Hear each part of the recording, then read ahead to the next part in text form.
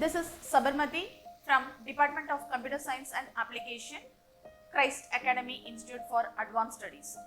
Today we are going to see an important concept in operating system, that is process management. First, let us start. What is a process? A process is a program which is in execution. It is a unit of work within the system. What is a unit of work? When I try to do something, when I try to execute a program, when I write a Word document and I am trying to do a printout, that we call it as a process. It is a unit of work within the system. Program, we call it as a passive entity. Process is an active entity. That is, a program, when I start to execute, it becomes a process. So, when I start executing my file by loading into the memory, it becomes a process.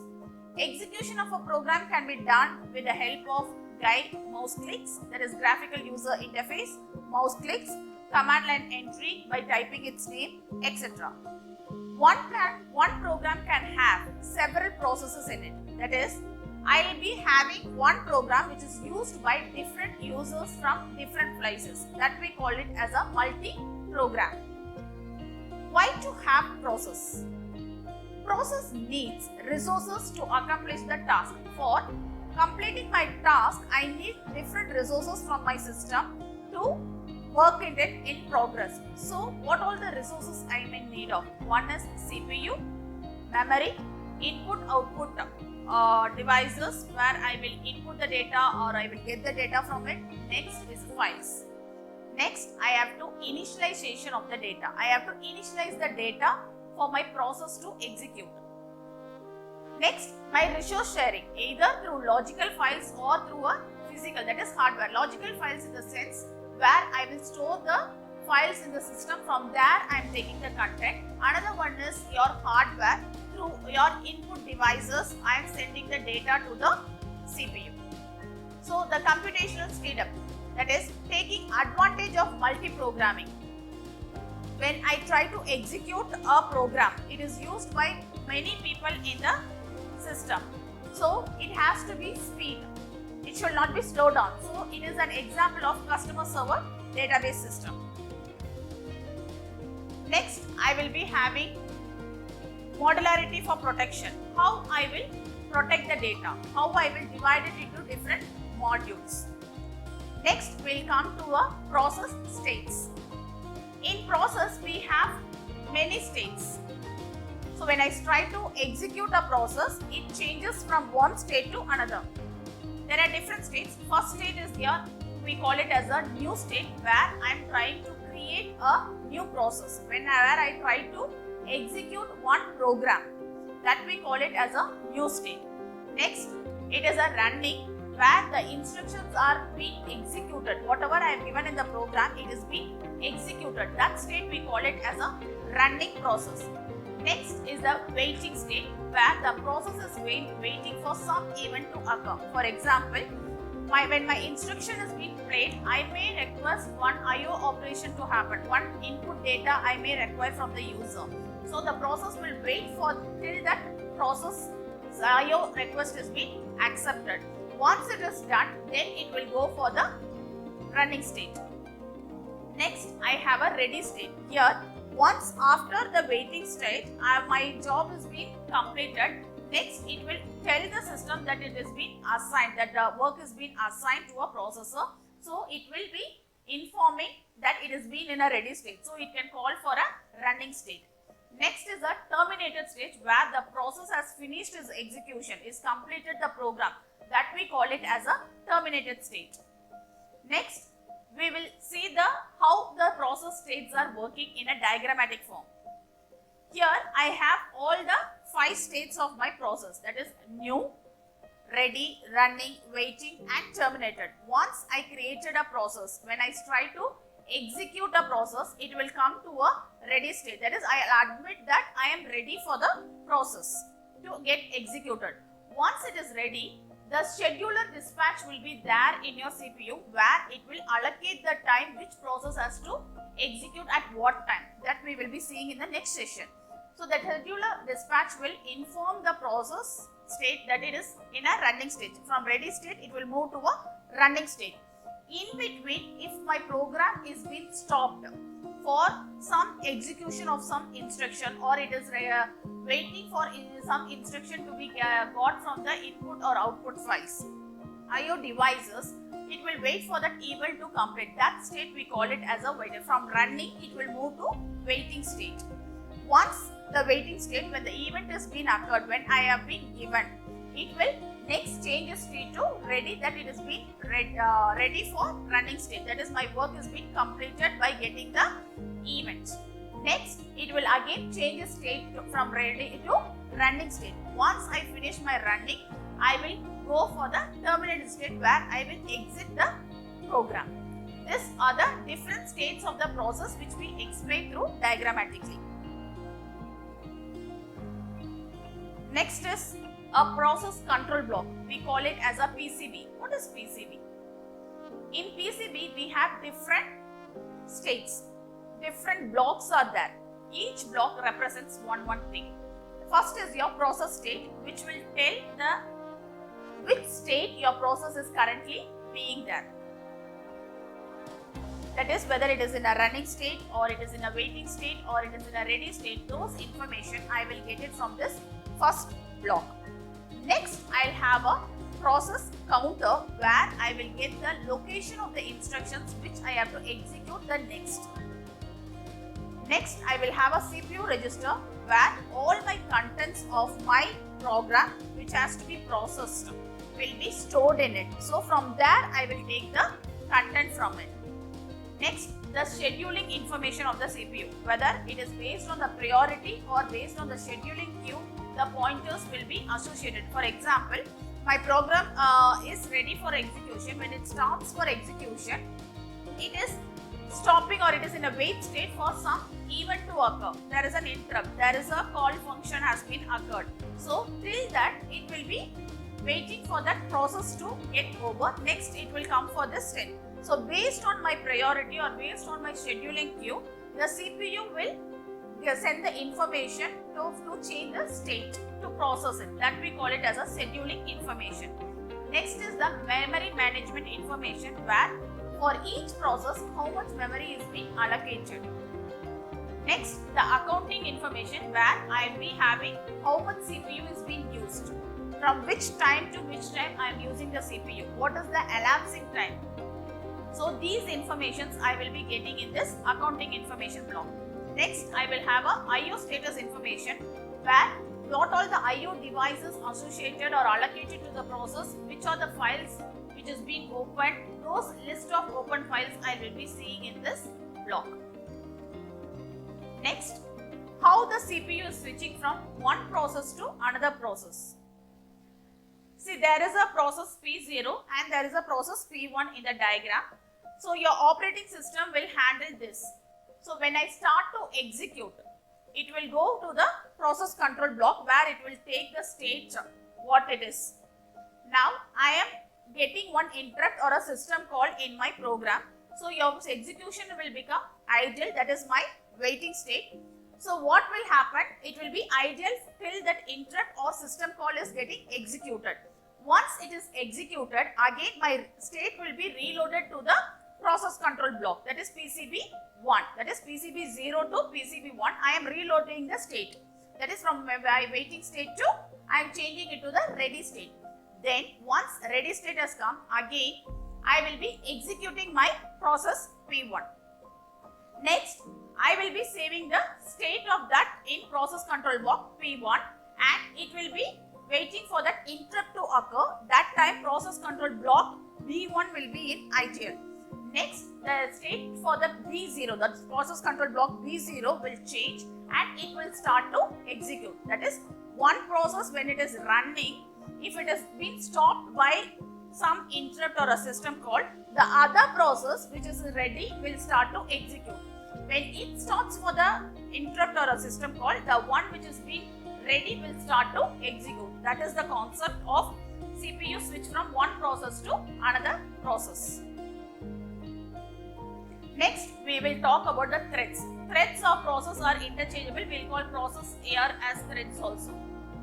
Now, till now we have seen process as a single thread of execution, that is only one process is been in execution. Suppose I have a multiple program counter for each process to execute. So how your CPU will handle? I should know the multiple locations for that to execute and simultaneously. And I should have those control, that is multiple thread of control I should have. Next, these controls or the threads which I have to have a storage for their details and where it is being executed in the process control block, from which block to which block I have to switch. These informations are needed when I am executing multiple processes. Next, we will talk about process scheduling. Process scheduling is nothing but maximizing your CPU usage, quickly switching from processes from CPU for time sharing purposes. That is, I am sharing the CPU resources between different processes. So there is a process scheduler which selects among the available process for the next execution which has to happen in the CPU. It will maintain a scheduling queue for the each process when it has to execute, when it has to be in a waiting process. Those information will be there in this scheduling queues. Like job queue, which is set for all the processes in the system. For each and every process which I am executing in the system, there will be a queue which has to be executed when. Then there will be a ready queue which is set for all the process residing in the main memory, whether it is in a ready state or in a waiting state for the executor. Next is a device queue where it is the process of waiting for some IO devices to make an event, where the user has to send some instructions. That we call it as a device queue. Next, the process migrates from one process to another process through means of various queues. That is, from job queue to ready queue to device queue. It will be migrating between these various queues. This we call it as a scheduling queues of the processes. Next, here we will see how from ready queue it is changing to various IO's device queues. The different IO devices, that is the memory devices from where I will be getting the storage devices from where I will get the inputs are. It will be your magnetic tape, it will be your disk, it will be your terminal, anything can be your one of your IO devices. In your ready queue, you will have a queue header where it will have a head and tail which is connected to your process control block. Here I am using process control block B2 and process control block 7, where the ready queue is actively connected to it. Now, process control block 3 is waiting for some input from the disk, and it is simultaneously waiting for process control block 14 and process control block 6. Then it is also connected to the process control block 6 where it has to take some input from the disk. Next, I have a terminal where it is connected to the process control block 5.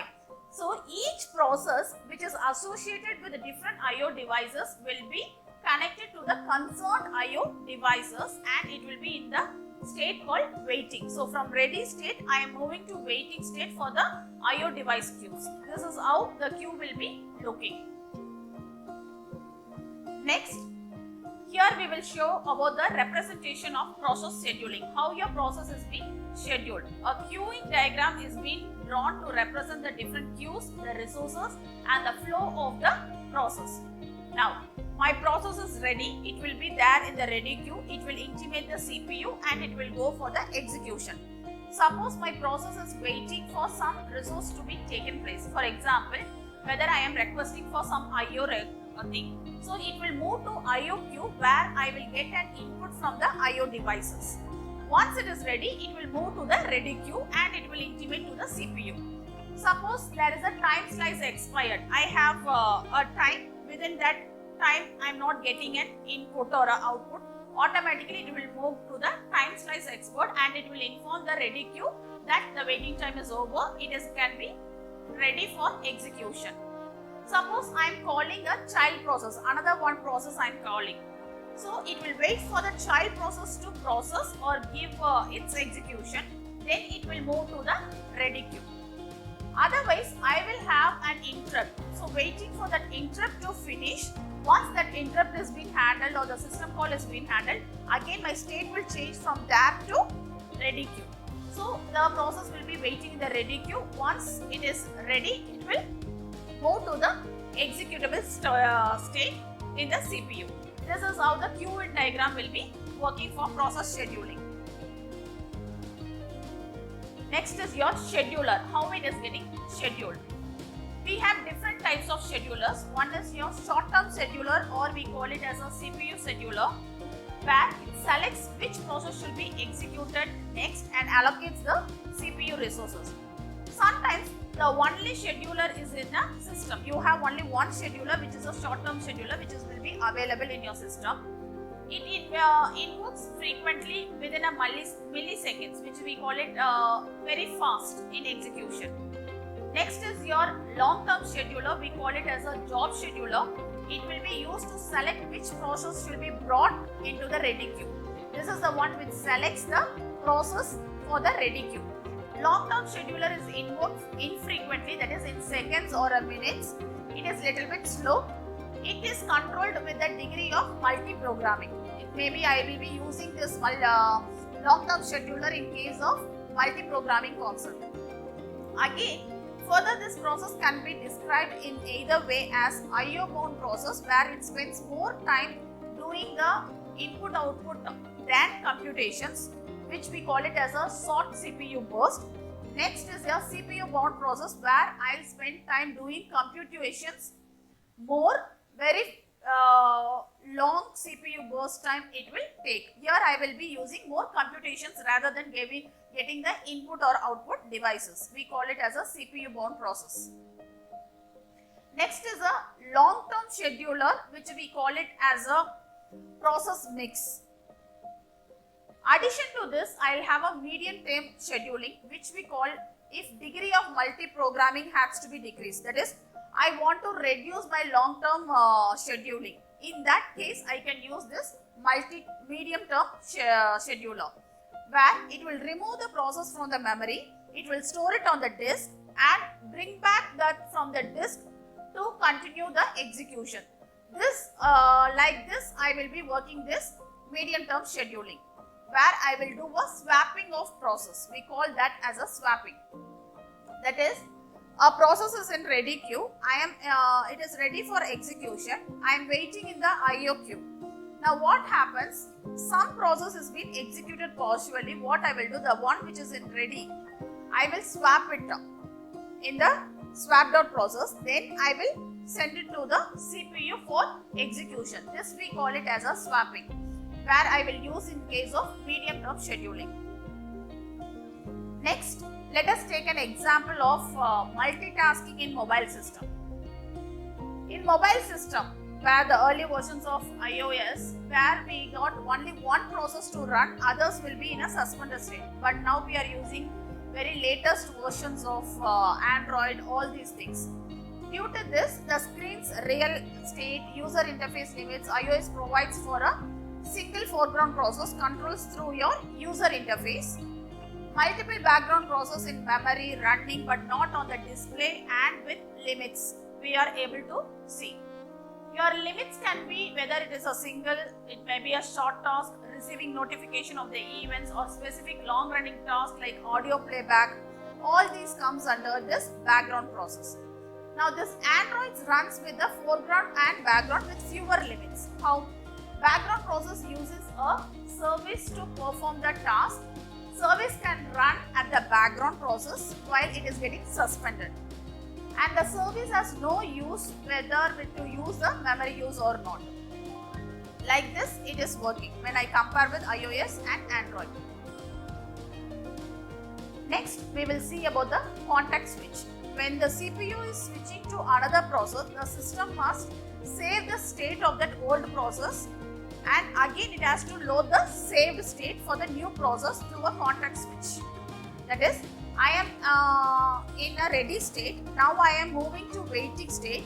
So the CPU currently, this process P1 was in waiting state. Earlier it was in a ready state. Now it has gone to waiting state. It will save the state.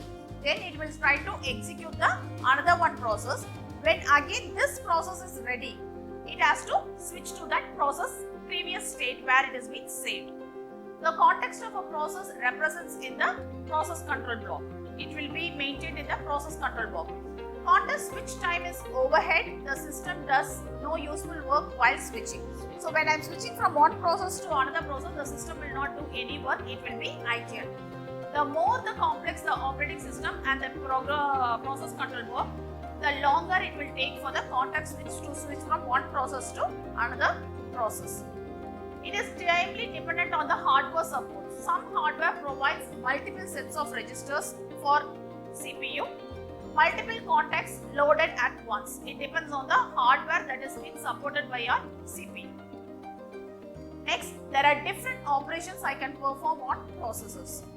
One, the system provides the mechanism for the process creation and process termination. Let us see what is process creation. Parent process creates a children process, which in turn create other process, forming a tree of process. That is, I am creating one process. Along with that process, I am trying to create another one process, which we call it as a children process. Like in turn, I can create n number of processes, which we call it as a tree of processes.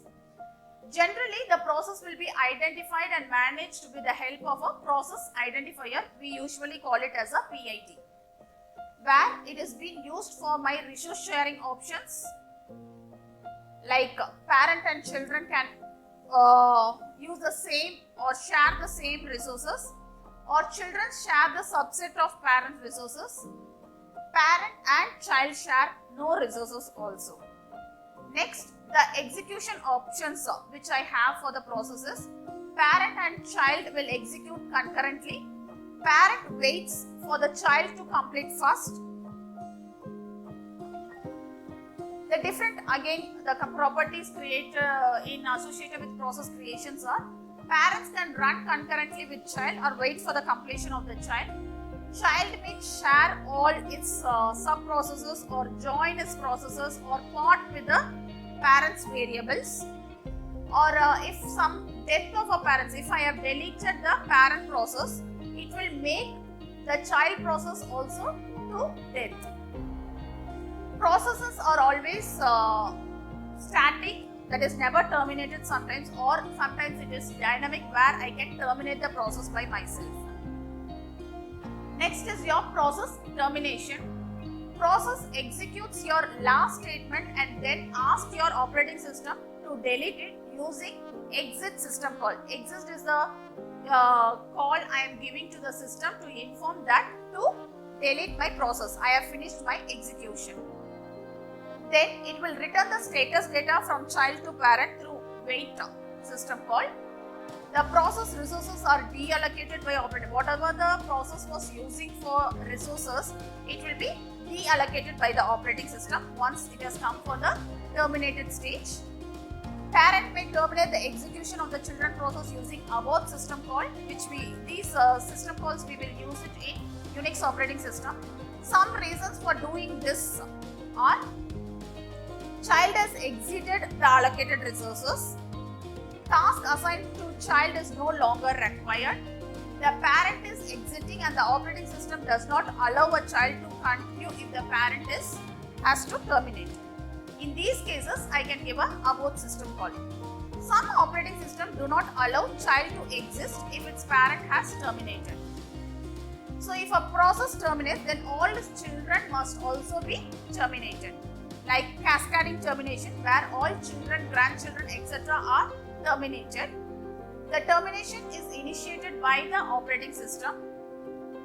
The parent process may wait for the termination of a child process by using a wait system call. The call returns the status information and process ID of the terminated process. So the parent process will come to know the status, whether this child process are in execution, and it will get to know what all the process IDs is being terminated. So it is the key what we are using. Process ID is equal to wait and the current status of the process. Through this I will come to know if no parent is waiting, then it will invoke wait process in a zombie state. That is where all the processes been terminated and my parent process is also not in a waiting state. Then that process we call it as a zombie state. If a parent is terminated and it is invoking the wait, that person, that is, it is not having a child.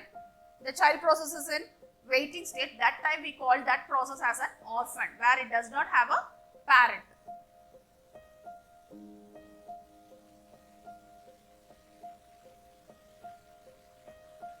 Process termination requires reclaim of any reusable resources.